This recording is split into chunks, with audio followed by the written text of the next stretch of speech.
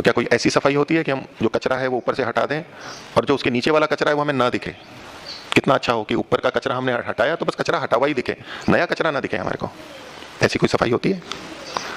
होती है। वो कब होगी? जब सारा कचरा निकल जाएगा, तो फिर कोई कचरा नहीं दिखेगा। लेकिन यदि हमने कचरा हटाया है और नया कचरा दिख रहा है तो ये चिंता का विषय है हमारा। ये तो और कचरा दिखने लग गया, मैंने तो ये हटाया, अब ये कचरा और दिखने लग गया, अब ये कचरा और दिखने लग गया। इससे तो अच्छा था वो पहले वाला ही, क्योंकि थोड़ा सा ही कचरा था। यहाँ तो पता नहीं क्या क्या निकल रहा है और क्या क्या दुर्गंध आ रही है। क्या ऐसा सोच के हम कचरा हटाना बंद करते हैं यदि हमें सारा कचरा हटाना है? कभी भी नहीं करते हम ऐसा। तो साधना में हम ऐसा क्यों करें कि कोई वृत्ति उठ रही है तो हम सोचें तो क्या उठ गई है, बंद करो तुरंत, तुरंत इसको ढक दो।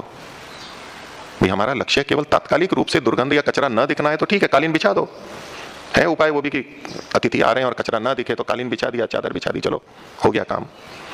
यदि हम उस स्तर पर जी रहे हैं तो ये उपाय चलते रहेंगे और हम भी इनको उपाय मानते रहेंगे, और जो वास्तविक उपाय हैं उनको हम अनुपाय समझते रहेंगे, तो लेकिन मूल समस्या समाप्त नहीं होगी।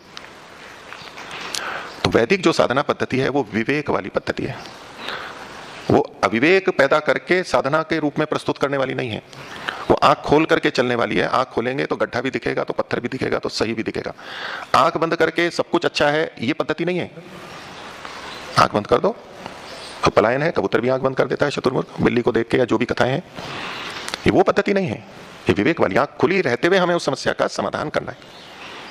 इसलिए अपने अंदर जो वृत्तियां हैं कुछ गलत भी हैं तो उससे चिंतित नहीं होना। प्रसन्न होना, मुझे पता लगा कि मेरे अंदर ये भी दोष है। किसमें दोष नहीं है? किसमें कुसंस्कार नहीं है?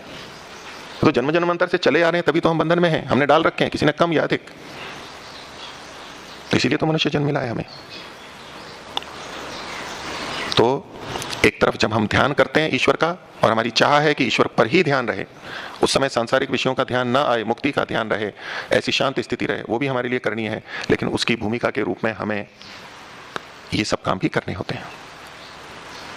इसलिए वृत्तियों को कभी भी, जो अच्छी वृत्तियां हैं वो तो हैं ही स्वीकार्य, और गलत है तो गलत है। जब जब वृत्ति आती है तो चलते फिरते उसके साथ अगर हम हर जगह ये जोड़ेंगे, नहीं ये अच्छी है ये बुरी है, ये वैदिक पद्धति है। वो कहते हैं अच्छा बुरा जोड़ोगे तो राग और द्वेष जुड़ेगा और फंसोगे। वैदिक पद्धति कहते हैं नहीं, ये वृत्ति है, ये अच्छी है, बोलो उसको अच्छी है, ये बुरी है तो बोलो इसको मन में कि ये बुरी है। जब जब हम उसको बुरी को बुरा कहेंगे, ये यथा योग्य व्यवहार है, ये विवेक है, ये यथार्थ है। और योग का मार्ग, मुक्ति का मार्ग यथार्थ पे चल के होता है। गलत को भी सही या गलत को भी गलत ना माने तो ये मार्ग नहीं चलेगा, वो अयथार्थ मार्ग है। गलत को गलत मानने में क्यों हम संकोच कर रहे हैं? उसमें क्या हानि है? गलत को गलत मान के उससे हम बचेंगे। गलत को गलत नहीं मानेंगे, उसको भी समान मानेंगे तो हम उससे व्यवहार करेंगे और पीड़ित होंगे।